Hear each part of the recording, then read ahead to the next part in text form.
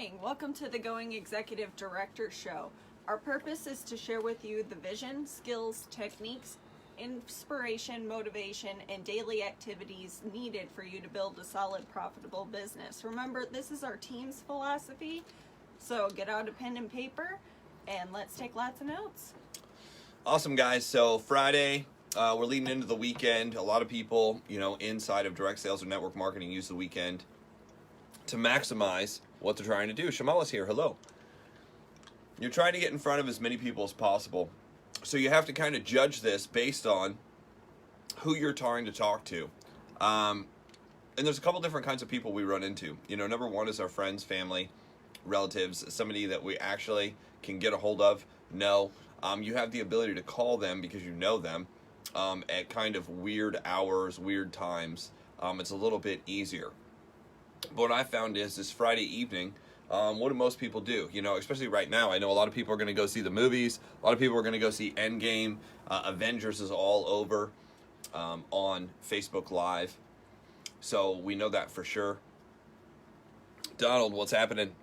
So a lot of people are going to be going to the movies this weekend, knowing that that's going to happen. The number one thing is, being able to catch up with people and saying, hey, what are you doing this weekend? That's kind of an easier start to, networking than anything. Finding out where people are at, what are they doing? At what point are you going out this weekend if you're going out? What do you have going on? Just being able to catch up with people in that way first and clearing the time out is the very first thing I always do to find out if I'm kind of running over the top of what's going on. Kenny's here. So I don't care if you're in direct sales. I don't care if you're in real estate. I don't care if you're in mortgages or insurance or whatever you're trying to market. Clear the time first. Find out what people are doing.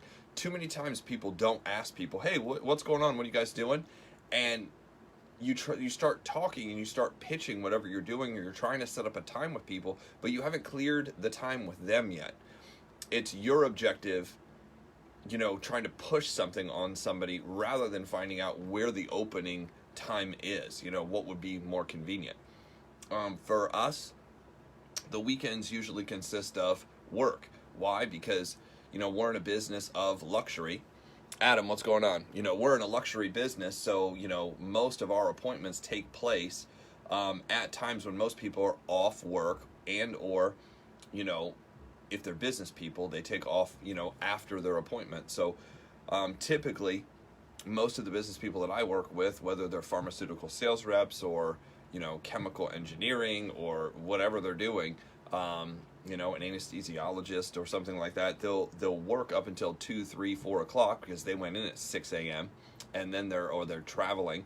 They do their appointments and then they have the afternoon, evening off. So I have a lot of afternoon appointments. I have a lot of evening appointments. Tonight I have an appointment at 9 that's 2 hours. Why? Mm-hmm. Because somebody's flying in, doing their appointments, having dinner and doing, the dinner and drinks thing with clients, and then they're free afterwards. So that's when the appointment is. But if they're not traveling and you're talking to people who are right here, so family, friends, relatives, clear the time. Most people are going to go see the movies. If it's a nice weekend, people are trying to have barbecues. If it's a nice weekend, a lot of times I'm trying to talk to the guy because I probably have the best relationship with them. And what's going to happen is they're going to say, oh yeah, I'm not doing anything. And then they get home and their wife's like, hey, guess what? We have this person coming over. We're going to go do this. We're going to, they just don't communicate. So they don't know. So being able to catch people, ask them what they're doing. This is why I like to use lunches. Lunchtime. I love to use lunchtime. I mean, obviously we're using lunchtime here right now on a show, but I love to use lunch times if I can to book times with people, and or when they have a break on their drive home. Hey, on your drive home, give me a call, because on their drive home, if it's 15, 20, 30, 45 minutes, because a lot of people do, spend a lot of time in the car, especially during rush hour. Hey, give me a call at that point. Then I get to catch them before they get home. Then I get to get the information to them before they get home. Another time that I like is, hey, after everybody goes to bed, if I know the person's going to be staying up later than the rest of the family, because a lot of people do. A lot of people stay up, and what do? They watch TV. I said, hey, after you put the kids down. Hey, after everything's done, give me a call. Again, I get a hold of a lot of people at that point, and I can have a clear conversation with them for 15 minutes when there's not 100 other things going on. Jerry, what's happening? Now, that's the group of people you know. How do you get a hold of the group of people you know? Well, you clear the time. The second group of people you're going to talk to is the 3-foot rule. The 3-foot rule is you run into somebody randomly. Now, I'll be real honest, some of the best people I've ever recruited are this, but they're the least amount of people I recruited because I never went out to hunt people. I never went out to go find people. I ran into people while I was out. I ran into people at the gym. I ran into people at the gun range. I ran into people going to look at cars. I ran into a lot of people going out and dream building and looking at houses. Now, I was in the real estate business, so that was something I had to do for my own job. But I would show up early when I went out to, necessarily look and scout out houses. Because I worked in the new home business, I would go to one of those new home where they got like 3 or 4 models, and I would go there early to set up, make sure I was there before my client. And I would walk through, and I would always happen to run into a realtor or a mortgage person or whoever. And I would basically spend the entire time, if I ran into somebody like that, is just getting to know them. I would use something called FORM, family, occupation, recreation in the message. So, or friendly. Hey, how's your day? What's going on? I would find out. I said, oh, awesome. You're a realtor? Oh, cool. How long have you been a real estate agent? What company do you work for? Why did you choose that company? How's your year going so far? So these are all just friendly questions, but then I get into, what they actually physically do occupation-wise. What did you do before real estate? Why did you choose real estate over all the other things you could choose? What did you like best? I got that one from John Maxwell. What did you like best? What do you like least about this? Because there's always people always like to talk about what they hate about a profession. So I get these 2 things. Then I'll move on to recreation. Well, what do you do when you're not here? You play golf? Do you do something? I mean, there's a lot of people do play golf inside of real estate. So I want to find out what they like doing, what they're into. Are you into the races? We live in Indianapolis, so there happens to be the Indy 500. There happens to be, the NASCAR race. So are you into racing? No, not into racing, not into that. Some people are into collecting things. So I talk to people about collecting and their projects outside. Do you flip houses? Do you invest? That's always a cool topic. See, when you start talking to people about topics outside of direct sales that make more money, that's when I know I've definitely positively gotten in front of somebody that I can talk to and pitch about something else. Because if they're already looking at other ways to make money, if they're already experimenting in the investing world, whether it be, stocks, bonds, mutual funds, Forex trading, Bitcoin, was a big topic before. I talked to a ton of people about Bitcoin because most people didn't understand it. So I could have those conversations. And I didn't understand it at first. Everybody was coming to me and I was like, okay, this is something that people are talking about on a regular basis. I want to understand it. So I sat down for hours and hours and hours and I basically studied it. I figured it out. I understood what it was, how it worked, why it worked. And I could sit down and draw it out for people. So people would come to me and be like, hey, are you investing in that? I'd be like, no. Or, at a certain point we did. And I said, yeah, I've invested in this. And I said, well, why did you invest? I don't understand it. But nobody understood it. To be able to sit down and have those conversations and actually physically explain what something is to people in a simple way where they understood it, you could gain a lot of influence. You could gain a lot of credibility. You could gain attention. And if you're able to do that, then people follow you on other things. So I found when I sat down and had those conversations about stuff, some people are like, nope, it's not me. I'm not going to learn it. I don't want to know anything about it. There's a great way to attract a lot of people. Ignorance. I'm just going to be stupid about everything. Oh, it's technology. I don't want to learn it. Oh, it's new. I don't want to learn it. Most people, that's their prerogative is they just want to stay in their little spot, not change, not learn anything. And then they wonder why they can't gain influence over other people. So this is kind of, I know this isn't like, well, that's not a technique in network marketing. It's a huge technique inside of network marketing is to gain influence. So after I go through recreation and what they like, then I get down to the message. I was like, oh, we should go grab coffee sometime. My appointment's going to be here soon. We should go grab coffee or we should go get lunch sometime because, so I just try to continue the conversation. If I ask questions, if I listen more than I talk, If I find out a bunch of information about this person, I'll then grab their business card. Can you grab one of those up there? Brandy's just gonna grab a business card thing for me real quick. I'll grab their business card, and I have like 6 or 8 of these on the shelf. And what I'll end up doing is, this was the Hope Center, and this actually is Desiree. Desiree actually is a program director at the Hope Center. When I'm out, I'll run in and I'll have questions about something, you know, and I'll get into this forum with somebody, and then I'll say, well, who's the appropriate person to talk to about, you know, in this case, it was actually the Hope Center helps women coming out of horrible situations on the east side of Indianapolis.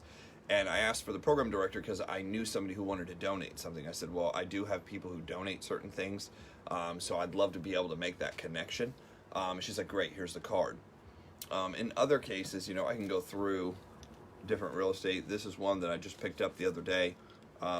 Somebody left at a business. Blueberry Hill, the pancake place. I'm just going through seeing what I got here. Natalie Cole, Happy Coffee, Happy Life. That was another business card. Joel Briggs, WFG. This was a gentleman that I had seen in coffee shops for years. Ran into him in Trader Joe's. Did form. Hey, what are you doing now? I haven't seen you forever. You used to work at Old National Bank. You worked there forever. We had a bunch of conversations. What are you doing now? He's like, I work for WFG. What got you into WFG? So this is the 3-foot rule. I kind of knew the person, but I've never been to their house. I'm not best friends with them. I just build a relationship, and I'm constantly learning to ask questions. And I used form, family, occupation, recreation, the message in order. This is a way in order to ask questions to build quick rapport with people. And it looks like I'm a professional. I didn't have any background doing this before. I just learned these questions, and I started asking them, and I got better in asking the questions. Family, occupation, or friendly, occupation, recreation, the message. Hey, I know you got married, Joel. You know, how's that going? You know, did you guys end up having kids? Yeah, you had your first kid. Awesome. How's the newborn? He's 5. Okay, I feel like an idiot. So sometimes you're going to ask stupid questions. You're like, hey, I'm stupid. I said, you know, looking on Facebook, it seems like you guys just got married. Looking on Facebook, it seems like you guys just had a kid the other day. And he's like, yeah, I feel that way too. Back rapport. Hey, we should go grab coffee sometime. Hey, we should go get... So the initial is always about what? It's always about them. Then I want to set a time. At that time, if I set a time with you to go have coffee, to go have lunch, to go have whatever, to get together, it's the second time that I'm going to mention. Interestingly enough, I typically never mention what I'm doing in that first conversation if it's a 3-foot rule. Why? Because I don't sound like every other dumbass network marketer out there that instantly has to open their mouth and pitch. Oh my gosh, did you see my new energy CBD, you know, shake, weight loss, you know, hair care? You know, I need to get this in front of you. Ray Higdon did a really funny video where he chases people down. It's kind of just a skit that he does. And he acts super awkward. And I see people do this all the time inside their direct sales businesses. We don't chase people down. I have that conversation, and then I book another time. And I have that conversation, and I book another time. And I go through person after person after person after person after person. Now, here's what's funny. A lot of people are like, oh my gosh, I don't have enough people to talk to. Like, I haven't even contacted any of these people yet. I haven't. I just, you know, I've collected cards, and I've been collecting for years. I have thousands of cards like this that I've ran into people. So as I'm working, I'll go through, pull out a card. Hey, how did I know this person? Hey, we haven't talked forever. So typically I'll text message them. Hey, Jeff Gamble, haven't talked to you forever. Do you still have the same number? I've done that before. And people are like, who the hell is this?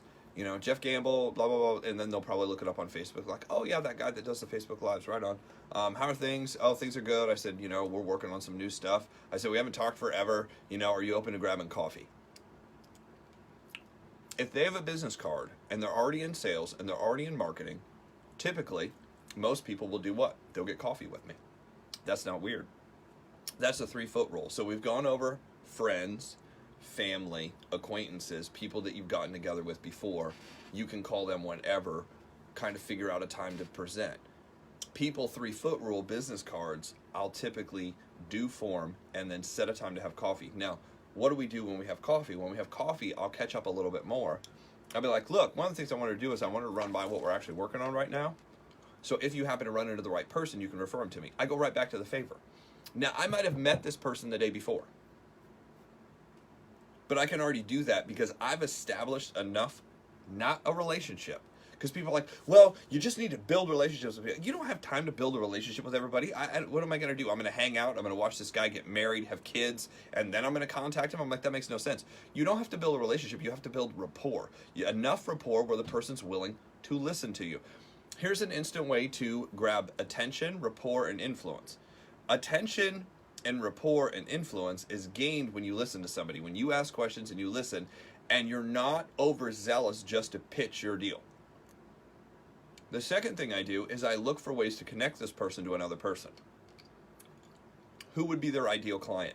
Who would they look for? That's one of the reasons I want to get together with them to have coffee. Hey, we should have coffee sometime. Maybe I can introduce you to some people who would help you. If they're in the painting business, I can introduce you to realtors. If they're a realtor, I can introduce you to, investors and other people who, look for work. And you're like, Jeff, but you're a real estate agent. Yeah, I am, but I mainly flip houses and do things like that. I know a lot of investors. If you're an investor, I can introduce you to other investors. Every investor looks at deals, doesn't want to buy that deal. They might want to go buy something else. So these are different things that I do when I run into people. I always have a reason why I'm going to introduce them to other people. And I've got a huge database to be able to do this with. How do you start that database? You start collecting business cards, and when you run into people, you try to find ways to actually help them instead of the normal bullshit thing that network marketers do, which is lie to people's face and say that they're going to connect people, and their only objective is to sell more of their product to more people. They have no intention of actually helping them. That's why it's easy to recruit for us, is because we actually help people. Imagine that. We do what we say we're going to do. We try to actually really connect people. And actually, that I have had people talk to me, like if he gets up and has to use the restroom when we're at a coffee shop, I've actually had people lean over the table and be like, why is he helping me? And I'm like, well, we wanted to. Like, it's so rare. It's so rare that people question the intention of what we're doing. But when we do it, people are like, wow, that's so weird. That normally doesn't happen. By the way, I have a Ricola that I'm trying to chew because my head is pounding because our weather's changing here. It's unbelievable. But this is what we do on a regular basis, is we connect people. We actually try to help them. We actually try to put things together. And what that does is that builds credibility and influence for us. So then when we start something, need something, want to talk to somebody, boom, we connect them. So, I can go through person after person, but that's basically the 3-foot rule. MS Woods, Fairway, met this guy at the MyBoard meeting. He was just becoming a managing broker and manages property. So what I'm going to do is I'm going to follow up with all the real estate, mortgage, credit people, and I'm going to get them together, and I'm going to say, hey, I'm getting together a group of people at Starbucks. We're all realtors, mortgage people, investors. Come on out. We're going to talk about, whatever we're talking about. I'll create a subject, and I'll just bring people out for them to meet each other. Now, I'm the catalyst behind everybody meeting each other. So therefore, I gain the influence in that group. The next time, here's another way to do it, is when you do meet somebody, whether one-on-one or a group. I do not suggest bringing a group of people together before you know how to do this, but do 100 one-on-ones, and then you can bring 3 people together, and it's a little bit easier. After you do this 100 times, and this is for the 3-foot rule. This is after you've ran through your friends, your family, your acquaintances. This is after you get through your big list and you just consistently start meeting people. This is an art and a skill. You want to do it probably with somebody who knows how to do it. You don't just want to guess and try this on the fly. Go with somebody. If you don't have anybody to work with that knows how to do this, I don't know, message me and we'll have another conversation about it kind of more in depth. Now, I have something called an agent profile that I walk through, questions that I ask in the order to ask. It's kind of a good reference point. You don't necessarily want to take this out the very first time you meet somebody, but it is a good reference point. It's a way to ask questions. It's things in the order to ask. Because a lot of people are like, well, I've heard form before, but I don't know exactly what to ask when I sit down. This would be like you're interviewing people. This would be the interview sheet. All the questions to ask are in the right order. They're actually in the order that I ask the questions. I've done this for years. So that's the 3-foot rule. The next is what if you just find somebody's business card and you didn't get to meet them, but they're a good person, right? If you found somebody's business card and now you just want to talk to them, you got to have a reason why. Dave Peters is with us. What's happening, sir? Kyle jumped on here for a second. So what are you going to do? What I'll do is I'll text that person and say, hey, I picked up your business card. I have a question for you. Are you open to networking with other professionals who trade referrals back and forth? Typically, most people respond back, yeah, what's up? Or why? Or, people are so like, it's funny.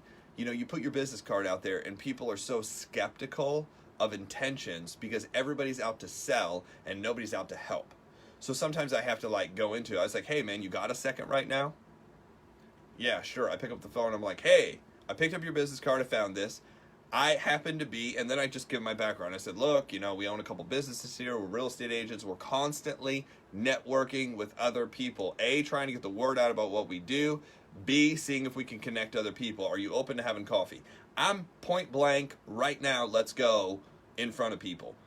I don't hem-haw around. I don't try to hint. Well, if you just hint to people, hey, it might be cool someday. No, I'm like, when can you get together? Let's have coffee. Are you around the area? I see you're with, Circle City Real Estate. Let's get together. Let's grab coffee. MS Woods, Fairway. This lady's from Sensi.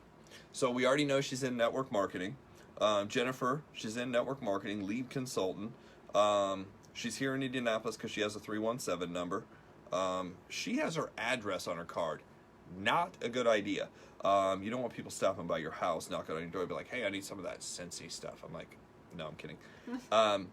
So she's in network marketing. I would ask her the same question. Hey, do you network with other professionals? Yeah, well, sometimes I get together networking groups. I'd love for you to come out.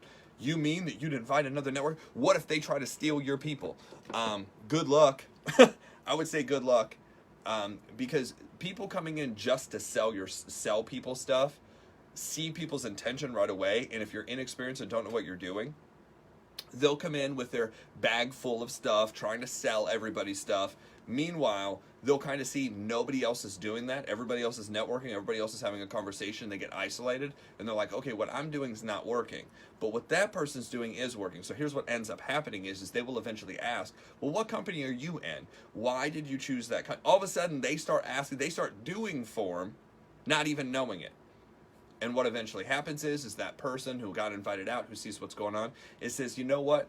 It looks like it would be smart to be a part of what you're doing. People want to know, well, how do you recruit so many people from other companies? I'm like, I don't try to do it. I don't target other companies. Because some people are like, you must target other companies. You probably run ads online to target people. I'm like, no, I'm working, doing my thing. And then people start asking questions. Well, why did you choose that company? Well, what about it, made you want to do it? And then we get into conversations about it, and they're like, well, it sounds like that would be a good connection for me. Okay, great. That's fine. I'll show you what we do. And then I show them what I do. And the big thing is I show them how I build. And typically, once we built credibility, so there's 4 things that you need to come across, and we'll go ahead and end with this. What time is it? Oh, we got about 10 minutes. So there's 4 things that you have to, a lot of people don't know this. There's 4 things that you absolutely have to convey to somebody if you want them to sign up on the spot. So for those of you who are taking notes, who want to know how to get people to sign up on the spot, this is what has to happen. And most of the time, most people try to go too fast to get all 4 of these to what I call a level 10. A level 10 is they're absolutely 100% on board with what you've said. Number 1 is they have to believe at 100% that the company that you're talking about is solid. Not that hard to talk about. The company's solid, meaning it's been around long enough, it's not going anywhere, it's going to pay, it's going to do what it's supposed to do. You have to build credibility with the company, because if people are kind of like, I don't know, that company seems kind of weird, whether it be the people at the company are questionable or the company itself seems questionable. So this is why if you're in a company that's brand spanking new, people are kind of like, I don't know, especially people who don't have any experience in network marketing. The people who do have experience in network marketing is like, I'll give the company a chance if the product is amazing, or if the comp plan's amazing, or if the person's amazing. So number 1, the company. Number 2 is, watch this, people have to believe on a scale of 1 to 10, they have to believe it at 10. If you want them to close on the spot, they have to believe it at 10 that the product is worthy. And what I mean by worthy is that they would buy it, and or they're convinced at 100% that other people would buy that product at that price. That people would want to buy that product at that price.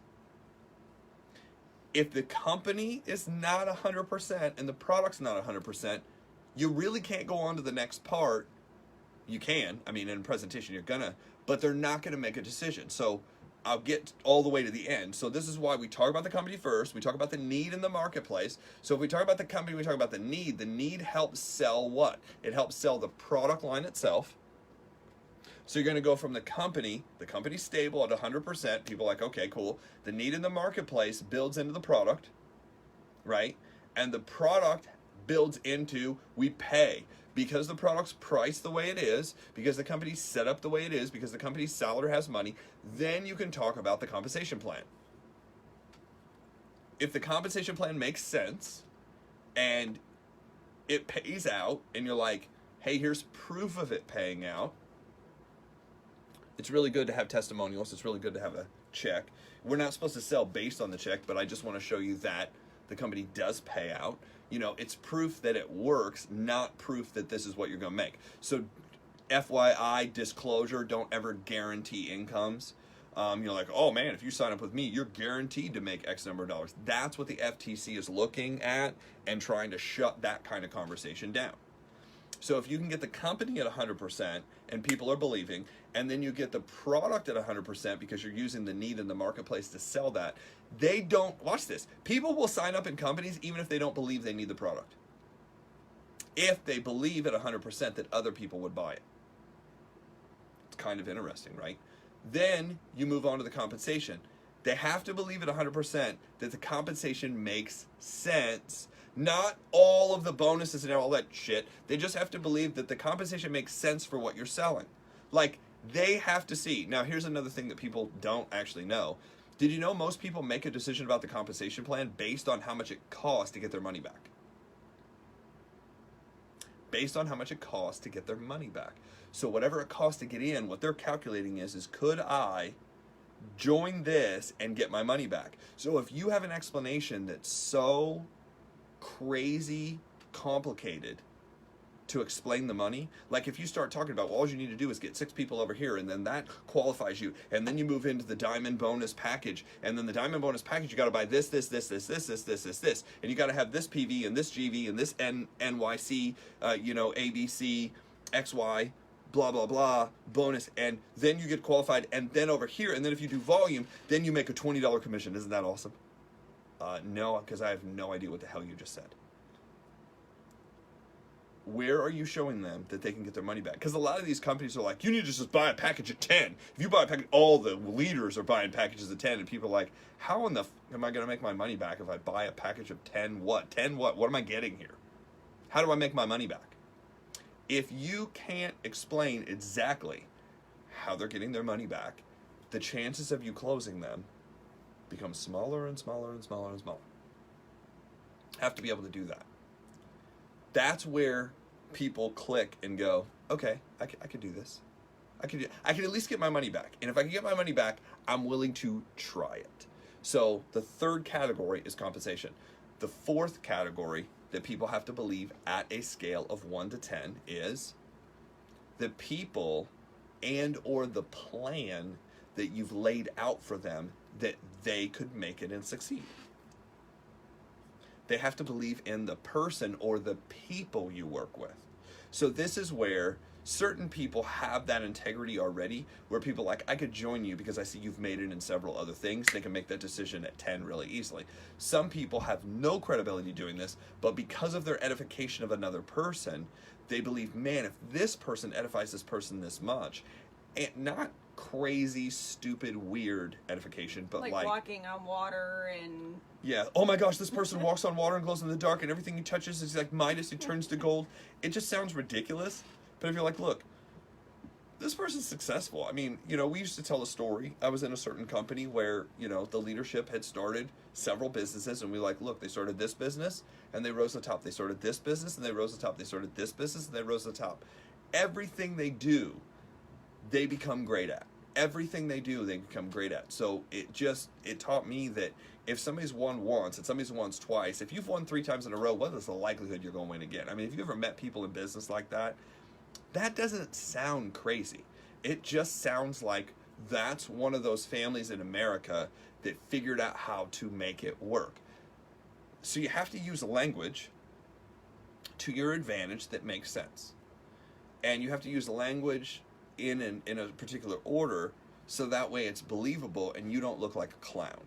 Because a lot of people are looking kind of circus-like when they try to present.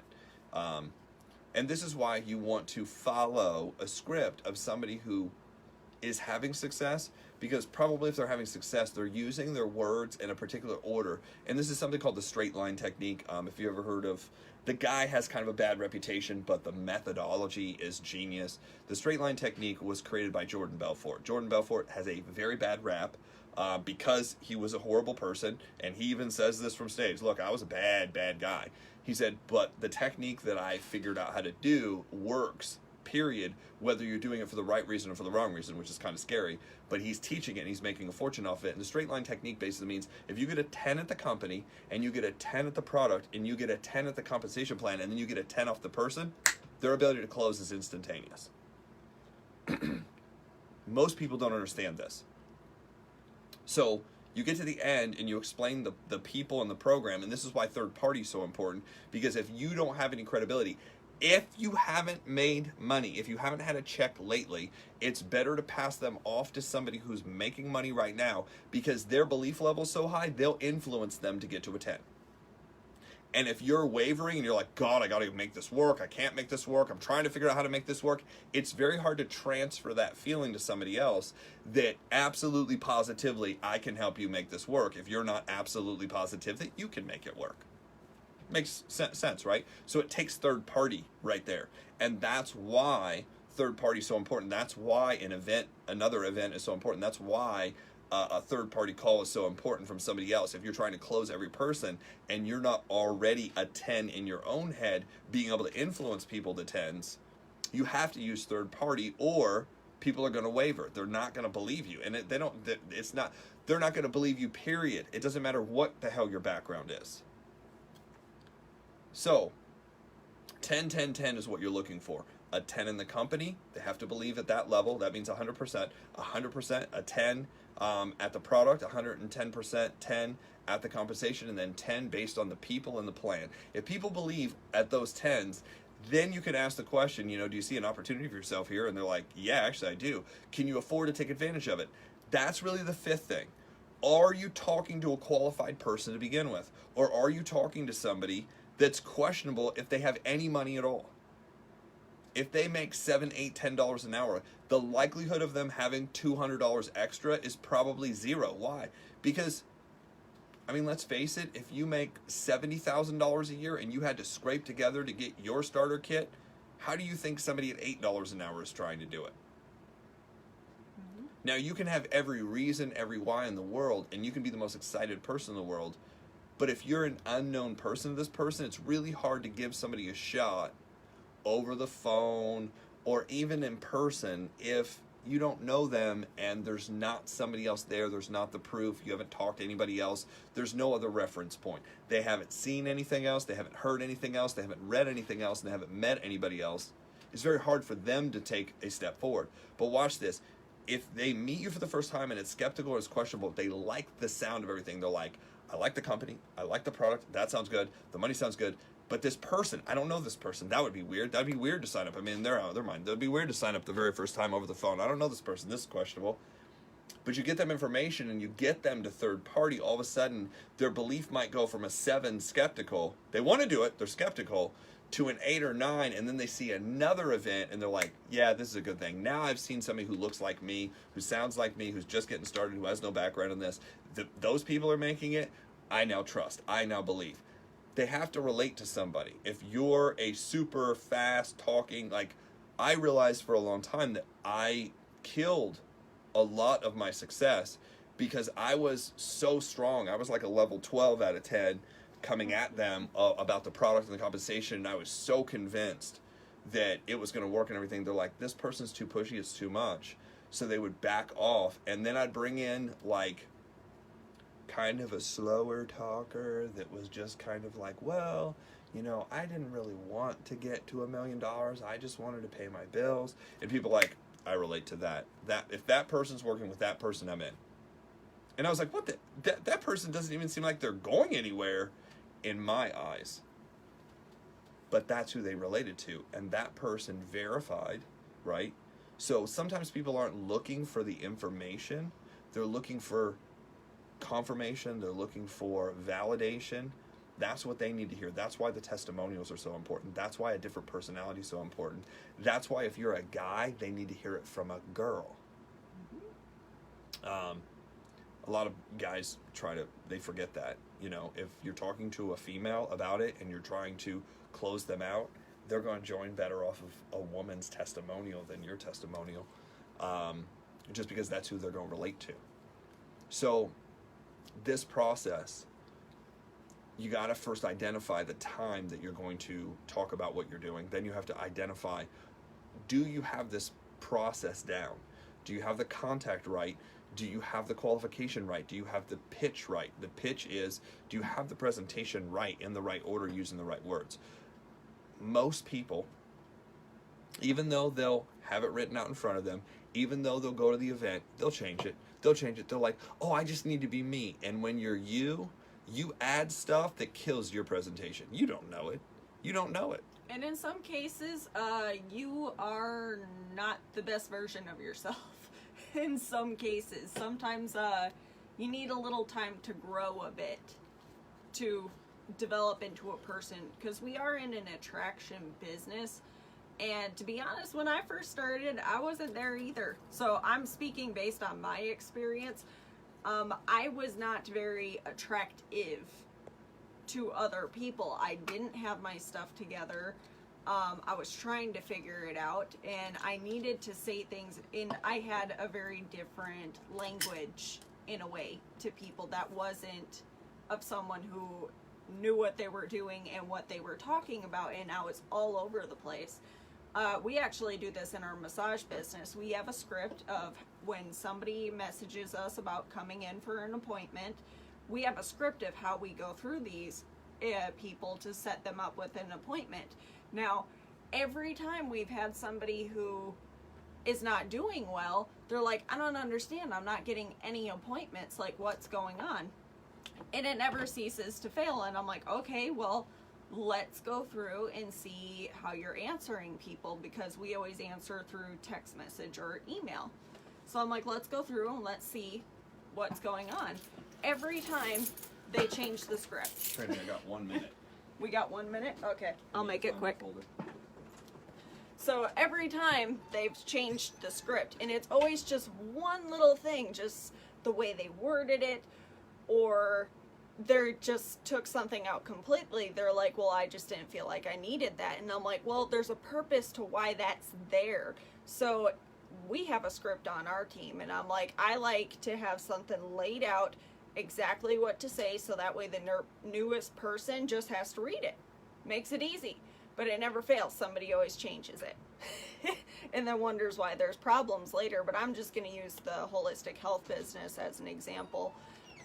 Once we changed her wording, she booked 5 appointments the next day, and she's like, oh, that was easy. That's all it was. And I'm like, yeah, that's all it was. You just changed the wording.